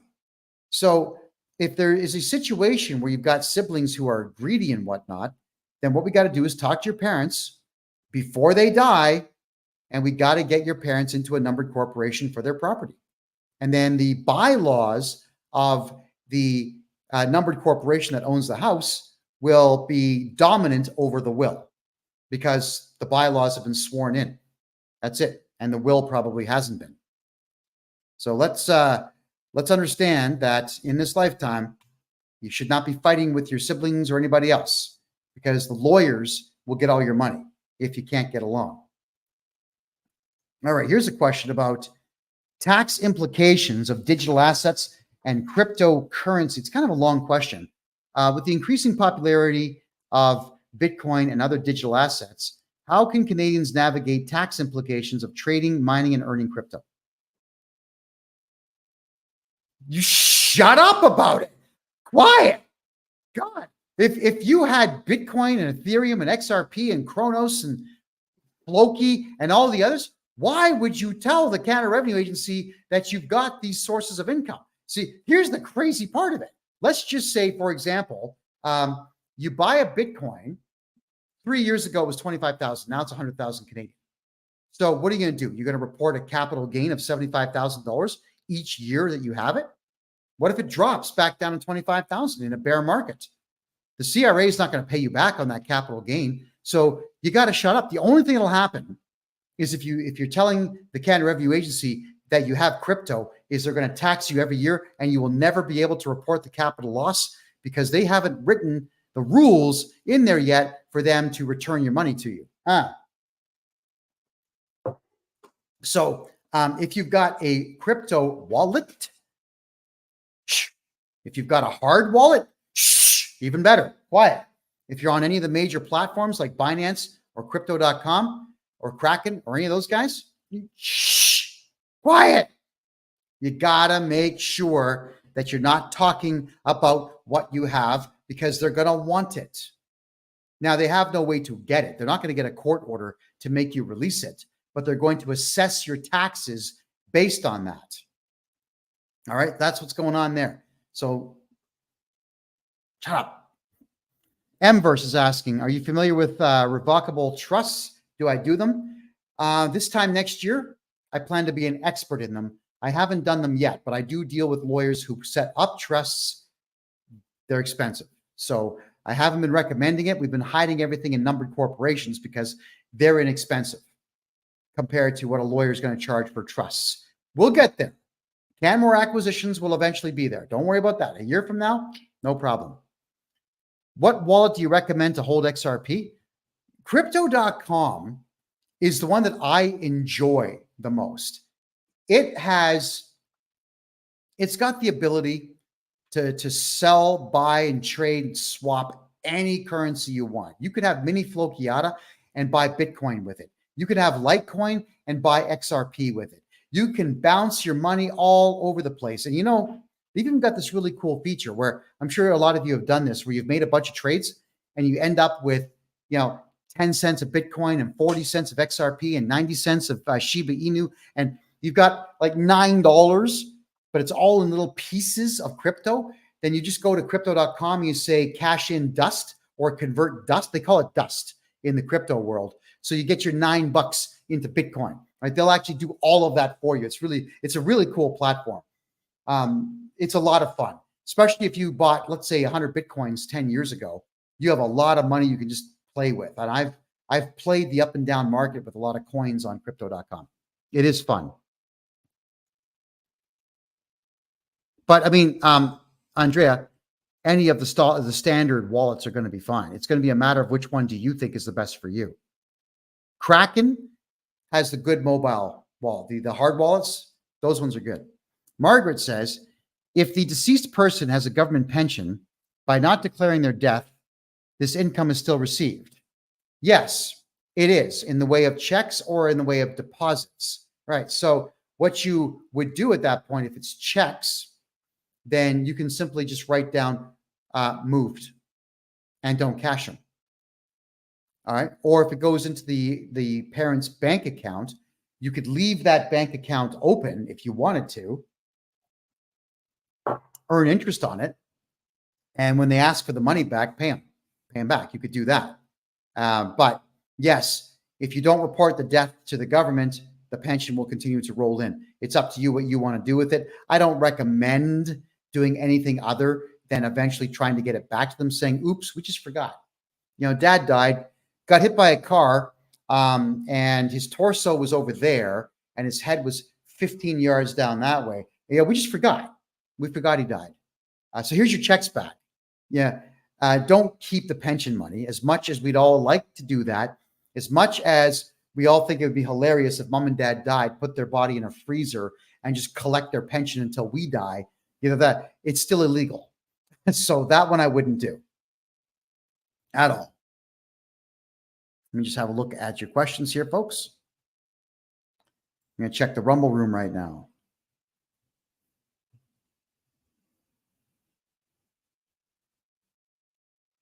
I'm just looking at, okay, so it seems on Rumble, looks like people are talking to each other. There's no real questions there.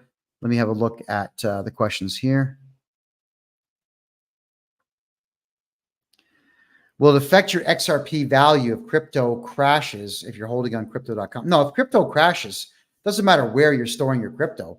If it crashes, it crashes. It goes to zero. I mean, it's dead at that point. I've had some currencies that have gone to like 0.00005. I've had that happen to a couple that I've invested in. You win some, you lose some. When these new coins show up, maybe they go up, maybe they don't. And sometimes, for example, I remember, it was called Mini Flochiata.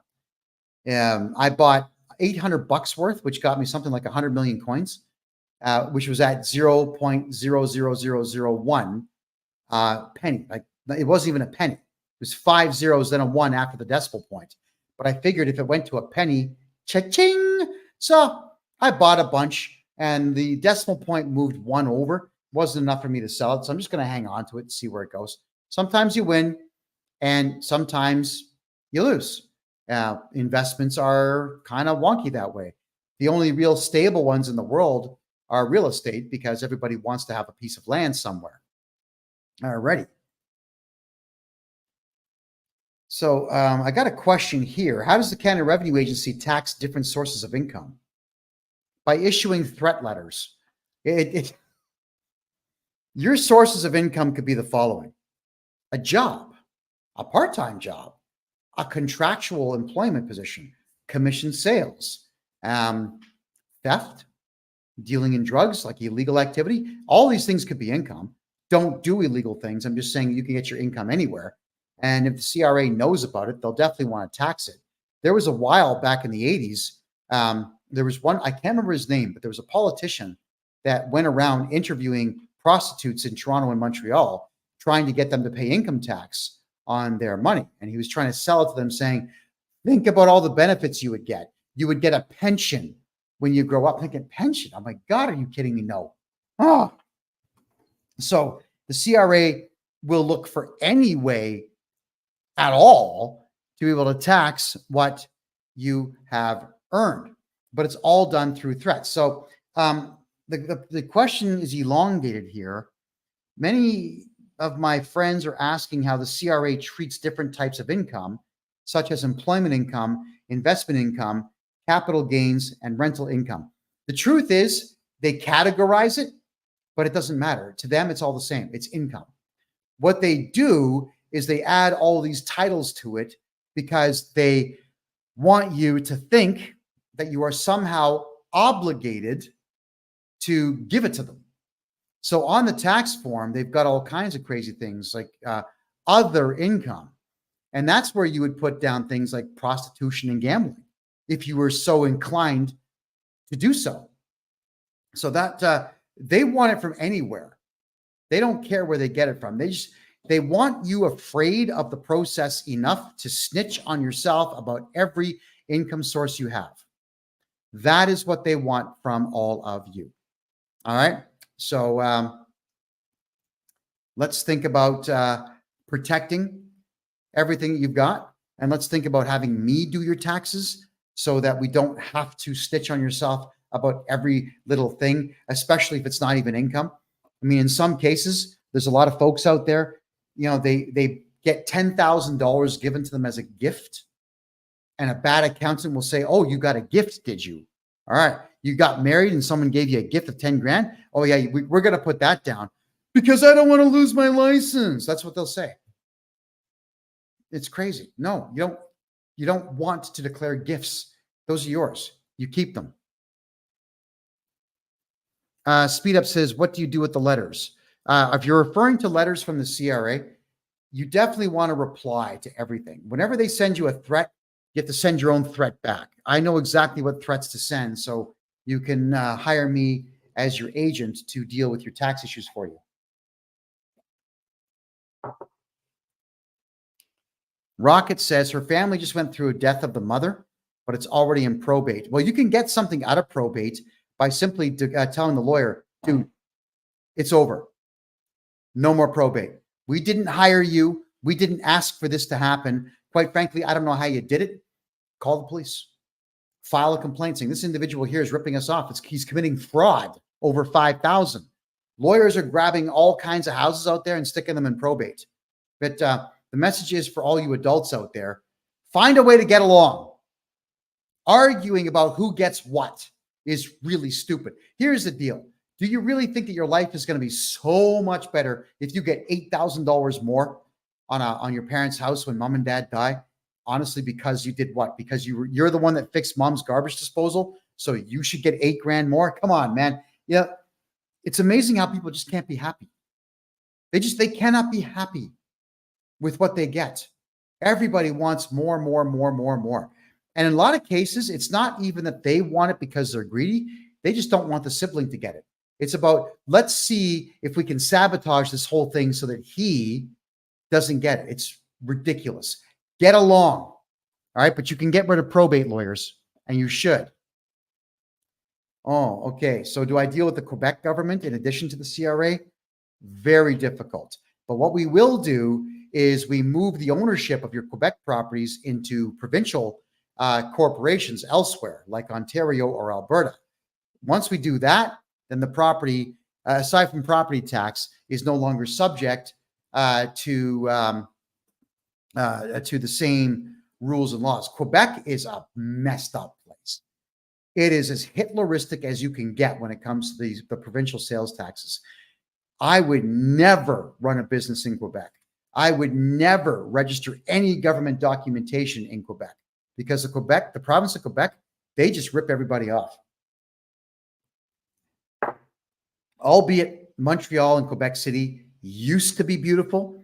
They used to be party central within Canada. They used to be great places to go. That is no longer the case. And the Quebec government does not really do anything to bring more revenue into the province. They don't exploit their forests. They don't exploit the amount of sunlight that the province of Quebec gets. If like solar and wind would actually do well in Quebec, those technologies normally don't do much, but they would do well there. And the Quebec government doesn't do any of these things. There's even what's that?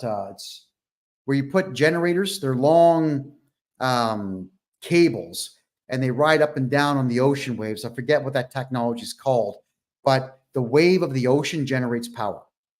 And the St. Lawrence River, especially through Montreal, is very fast moving, and it's very rough. And it could also generate power by having those elongated cables with the generators on them. And the Quebec government's not doing that either. The Quebec government's not doing anything to make money except for stealing it from everybody who's there. I would get out of Quebec if you're in Quebec. Yeah, it's crazy. Just going to head back over to the Rumble Room. Okay, question. If you stop taxes coming off your paycheck, would you have to come up with an amount to pay at the end of the year? No. No, again, there's no law that says you have to give them money. Not a one. And if we do your taxes properly and we get you all the appropriate write-offs that you're allowed to have, vehicle, if you're using your home for business, we can write some of that off. If you're using your vehicle for business, we can write some of that off. It's all kinds of things that we can simply write off. Medical expenses, legal expenses, your accounting expenses. We can write all these things off. Let's get your income down as close to zero as possible. And then we just send in your tax returns, because what we do is legal. If all your write-offs are legal, then we submit them. And the CRA is going to be hard pressed to say no to them because they're going to be factual. That's how we do it. So even if you have a 9-to-5 job, should you still have an incorporated company set up? Yeah. Yeah, you should, because you can use that as a holding company and put all of your money into that corporation. And if you have a 9-to-5 job, you got to be talking to me about all the write-offs that you're allowed to have, which are many. You'd be amazed how many write-offs there are, even if you're on a T4 in Canada. I don't know if the same is true with the IRS in the United States, but there's a lot. You can actually ask your employer to stop taking taxes. Yeah, you can ask anybody anything. I mean, you could ask me to shave my head. I'll decline, but you can still ask. You could ask your boss to stop using the T4 for you. In some cases, you could say, hey, boss, do me a favor. Fire me. Discharge me from this job. Fire me and hire me on contract, because you've got a numbered corporation now, and you just write invoices to your boss, and your boss is going to save tens of thousands of dollars every single year. If you have a company and you're not willing to have robots doing all the job, you want to pay people to do the job, great. Be fair with them and let them write everything off. Let them have numbered corporations, put everyone on contract. Forget this T4 nonsense. There's no law. There's no law. There is no law that says an employer must use a T4. Employers choose to do that. Okay, everybody? They choose to do that. And whenever I ran companies in Canada, I always chose to never do that. There's no benefit to it in any way. There was going to be a lot of money I would have to spend in order to write those T4s for people, something I'm certainly not willing to do. So no, I would never in this lifetime do a T4 if I was an employer. You can always give it a shot. There's no harm in trying to get someone to, I guess, see the light. Just present it to them saying, hey, boss, check it out. I'm going to save you $36,412 per year every single year. What do you say? Oh, and it's not going to cost you anything. What do you say? And then you tell them, look, I've got this new numbered corporation. Here's my custom invoice. I want to invoice you every Friday for my 40-hour work week or my 50-hour work week or whatever your number of hours are in the work week. That's exactly what you're going to do. All right, is just bring it forward. It's all in how you sell it. You want to make sure that when you're trying to get someone to do something, you always have to play to their greed. Never say, can I have a favor? Don't do that. It's, hey, boss, going to save you some dough. Check it out. Pre-do your numbers if you need to. Figure out what the actual numbers are. Pre-do them and tell your boss, hey, look at this. I'll save you $37,000, $51,000. I'm going to go on contract. Fire me. There's no benefit to it. The only time I would say don't get fired in that particular fashion is if you have full dental coverage, full medical coverage, full everything. In which case, get veneers done, get everything done you need to get done on your mouth and on your kids' mouths, your spouse's mouth, get all that stuff done, then ask. Take advantage of the company plan if it's there, because those things are used as a I guess a way to get in better talent. And it works. It absolutely works. But I would still rather pay for my own dental. If I was, let's say, being paid $200,000 a year to do a job, if I'm on a T4, I'm going to lose about $90,000 to the government, plus all the extras that go with it. Or, I just keep the $200,000 and I can afford anything. Because even if I've priced things out. If I got, like my teeth aren't bad, but if I got brand new veneers covering my teeth right now, I could get the whole thing done for $6,000. So I'd rather just not pay tax and not have dental. Just pay for my own dental. I'm fine with that. What about nonprofit organizations? Power Love, what about them? If you could expand on your question, please. I'd like to address that for you. All right, here's one. What's the deadline for filing my taxes? What happens if I miss it? April 30th. What happens if you miss it? If you didn't make any money, nothing. If you're at the poverty line, nothing. So it doesn't matter. What happens if you miss it or you're going to miss it? You fax them a letter telling them that you have brain cancer or your cat's got cancer or your pet snake's got cancer. Somebody's got cancer and you're dealing with it. I need an additional 90 days. And they usually will grant it to you so long as you let them know in advance. So the penalties for filing late only exist if you're not using me as your accounting specialist. Okay. That's how it is. Most accountants will just go right ahead and write the penalties in for you because most accountants suck. They really suck. How do I maximize my tax refund? Okay, there's a bit more to it. It's a bit scrambled. Hold on. Okay. Should I be contributing to RRSPs to reduce my tax? No, never. The Registered Retirement Savings Plan in Canada, this scam, I was a kid when this came out. It's a scam. All right. So what they do is they tell you that you can put money into your RSP and save a little bit of tax each year. But then when you take it out at retirement age, they just tax you on all of it. to the tune of 48%. Why would you bother investing in something that's not an investment? And the part that really gets on my nerves the most is that the banks who hold your RSPs or the fund companies that do, they actually will hold your taxes back on that particular day, the day that you cash them all in. Now, there are ways to cash in your RSPs and get about 30 to 40% tax reduction. I know how to do that. It's not easy to do, but it's worth it for you to do. So if you ever want to get some savings on that, let me know. Do not get into RRSPs in Canada or GICs. Forget that nonsense. Buy Bitcoin, buy XRP. You'll make a lot more money on that stuff than you ever will on anything the Canadian government has issued in the way of a savings plan. It's all a lie. It's a lie.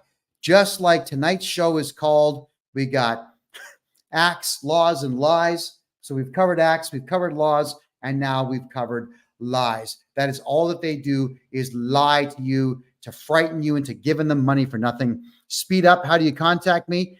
Could everybody please put my website address right now in the chat room right here on TikTok, please, so that our good friends can get a hold of me and get their taxes brought down to zero where they should be. What should I do if I make a mistake on my tax return? Call me. We're going to look at the mistake, scrutinize the mistake, and refile your taxes. You could refile your taxes back. They say it's only 10 years, but if you do it my way, you can go back as far as 15 years. You can look at all the mistakes in your tax return, every mistake that was made, and resubmit the correct version. Because the CRA, heaven forbid we give them incorrect information. Oh my goodness. So if you're coming to me to get your taxes done, in a lot of cases, I go back 10 years and I fix every mistake that was ever made by the previous accountants or sometimes yourself.